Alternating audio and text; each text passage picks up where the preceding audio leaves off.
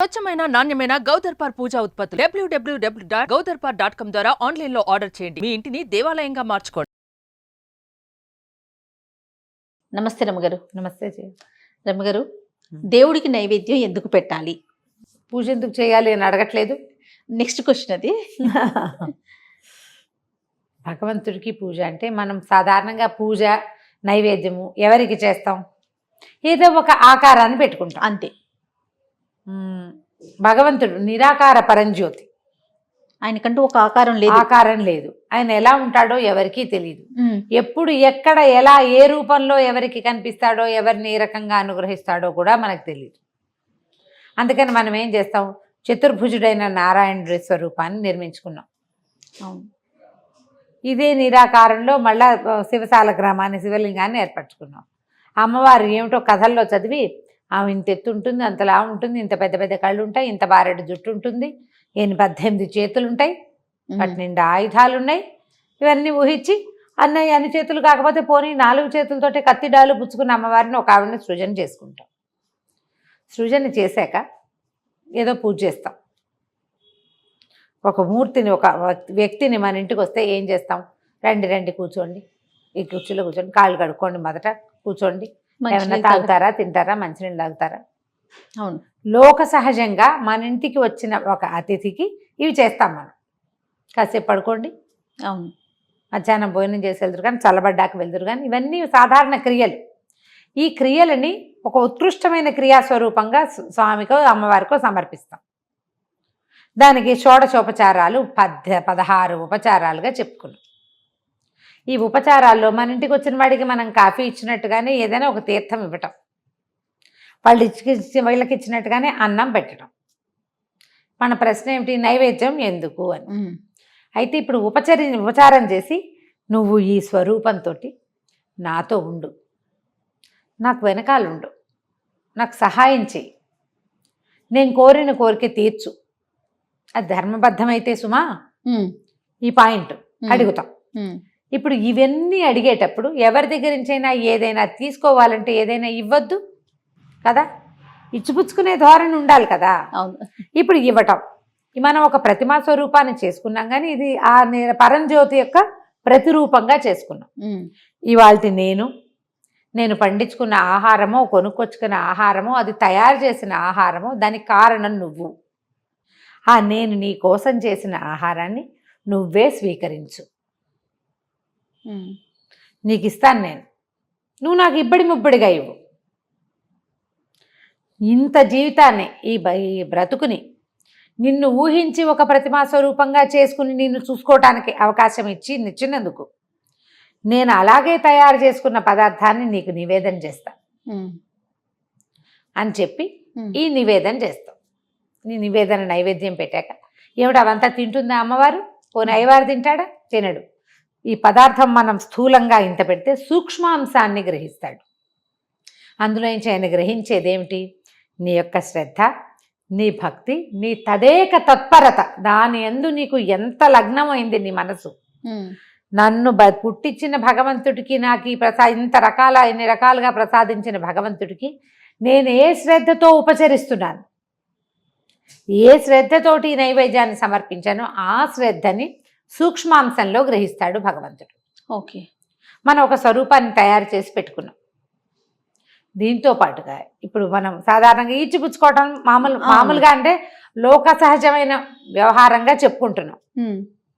శాస్త్రపరంగా ఏం చెప్తామంటే, నీ వల్ల వచ్చినటువంటి ఈ ప్రపంచం తొలి నివేదన నీకు.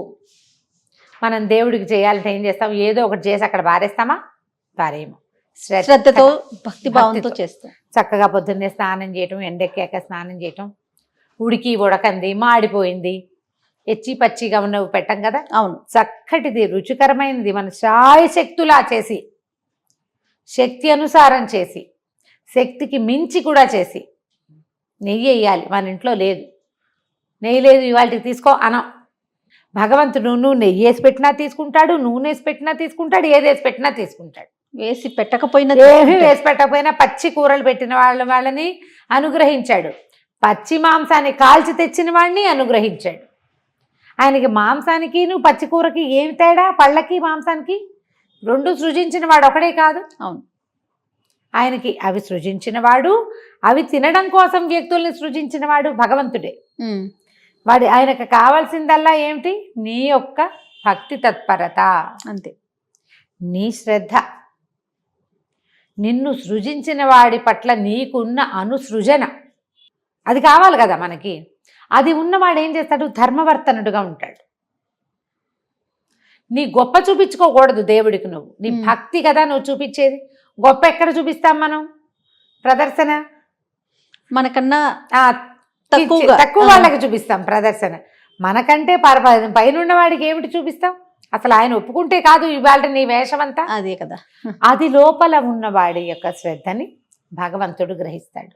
అయితే మనకి చాలా దేవుళ్ళు ఉన్నారు రమ్మగారు కదా.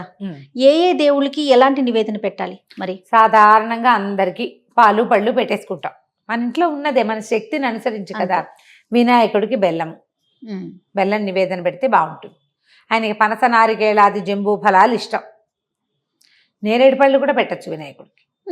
పనస, కొబ్బరి, నారికేళము అలా పెట్టచ్చు. నారికేళ కొబ్బరి పెట్టి తర్వాత ఏమో పనస తొనలు పెట్టచ్చు, నేరేడు పళ్ళు పెట్టచ్చు, కపిత్తము కూడా, అది ఏమంటారు దాన్ని, మన వెలగపళ్ళు కూడా పెట్టచ్చు వినాయకుడికి. ఓకే.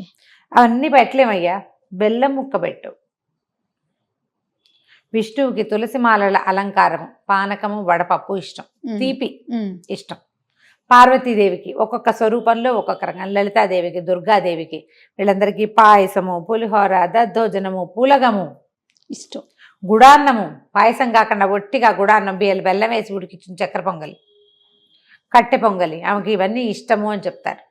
శనగపిండితో చేసినవి లక్ష్మీదేవికి ఇష్టం. మనకి పురాణాలలో ద్వారా ఈ పదార్థాలు వీరికి ప్రీతి అని మనకు తెలుసు. అవును. పరమేశ్వరుడికి అభిషేకం ఇష్టం. ఫలాభిషేకం, జలాభిషేకం, క్షీరాభిషేకం, ఏవి కుదిరితే అవి. ఈయనకి ఏదైనా పెట్టుకోవచ్చు నైవేద్యం. అమ్మవారికి నివేదనగా అన్నం పెట్టాలని చెప్తారు. ఒక్కొక్కరికి ఒక్కొక్క నివేదన. ఇవన్నీ కూడా మన శక్తిని అనుసరించి అన్న నివేదనే పెట్టాలి. ఓకే. నీకు ఓపిక లేదు, జ్వరం వచ్చింది, ఏదో ఒక నివేదన, ఒక అరటిపండు పెట్టు. నీ శ్రద్ధ కాదు కావాల్సింది. అవును అవును. ఇప్పుడు మీ ఇంట్లో డజన్ల కొద్దీ పళ్ళుండి, నీకు వంట మనిషి ఉండి, పని తీయగలిగే వాళ్ళు ఉండి, ఆ దేవుడికి ఏముంది బెల్లం ముక్క పెడతా అనకూడదు. శక్తి అనుసారము అనేది ఒక పాయింట్ ఉంటుంది. సమయం లేదు, సమయాభావము, శక్తి లేదు, నీకు చేత కాదు, ఓపిక లేదు, ఇక అప్పుడు ఏదో ఒకటి. కానీ శక్తి ఉంటే చక్కగా షడ్రసోపేతమైన భోజనాన్ని స్వామికి వడ్డించవచ్చు. సూక్ష్మాంశాలు నివేదన పెట్టాక వెంటనే లాగేసేయకూడదు ఆ పళ్ళని. నివేదన చేసి ఒక 5 నిమిషాలు ఆగిన తర్వాత మనం నైవేద్యం తర్వాత ఏం చెప్తాం, తాంబూలము, తర్వాత ఏమో హారతి ఇచ్చి అప్పుడు మన నివేదన పళ్ళాన్ని వెనక్కి తెచ్చుకోవచ్చు. ఒక్కొక్క ఇంట్లో ఒక్కొక్క రకంగా చేస్తారు. మనం ఏంటంటే మన ఇంట్లో అసలు లేదనుకో, తెలీదు మనకి, ఏదో ఒక అరటిపండు మాత్రం పెడతాం, చేసేయి అలాగే, అంతే. మన ఇంట్లో ఉంది, మనకు తెలుసు మన పెద్దవాళ్ళు ఎలా చేస్తారు, అలాగే చెయ్యి నువ్వు కూడా. నీకు ఏదైనా తెలుసుకుని చేయాలనుంది, ఒక నియమం పెట్టుకో. ఇవాళ నేను చెప్పింది, రేపు నువ్వు చెప్పింది, ఎల్లుండి ఇంకో గురువు గారు చెప్పింది చేయొద్దు. నిత్యము ఒక విధానం. పాలు, పళ్ళు, అన్నము, బెల్ల పానకము, ఆంజనేయ స్వామికి కూడా పానకం, వడపప్పు పెడతాం, కొబ్బరికాయలు పెడతాం. అట్లా ఈ స్వరూపానికి ఇలాంటి శక్తి కావాలి, ఇలాంటి పదార్థాన్ని వడ్డించాలి.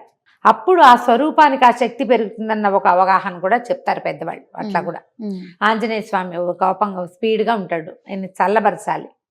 ఆ రామ అన్న కొందికి ఆయనకు ఉద్రేకం వస్తుంది, పానకం ఇస్తే చల్లబడతాడు. నరసింహస్వామికి పానకం పెట్టాలి, ఆయన కూడా కోపిష్టివాడు, అంటే ఆయన మంచి ఉగ్రస్వరూపంలో వెలిసాడు కదా, అందుకని పానకం పెట్టాలి. అట్లా స్వరూపాన్ని బట్టి మనకి విశదంగా పెద్దవాళ్ళు ఏం చెప్పారో ఆ ప్రకారం చేయాలి. భగవంతుడికి నైవేద్యం పెట్టే శక్తి లేదు మనకి, ఎందుకంటే ఇక్కడున్న పిపీలు కాదు బ్రహ్మ పర్యంతము భగవంతుడు ఇచ్చిందే.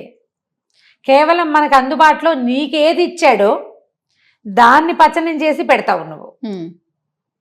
ఇక్కడ పచనం చేయవలసింది పదార్థం కాదు, మన బుద్ధి, లోపల ఉన్న శ్రద్ధ, అంతే. ఈ రెండింటినీ సరిగ్గా చేస్తే నువ్వు ఏది నివేదన చేసినా ఫలితం లభిస్తుంది. భక్త కన్నప్ప తిన్నడికి కైవల్యం వచ్చింది, శబరికి కైవల్యం వచ్చింది, ఇద్దరికి వచ్చింది. అవును, రకాలు వేరు అంతే.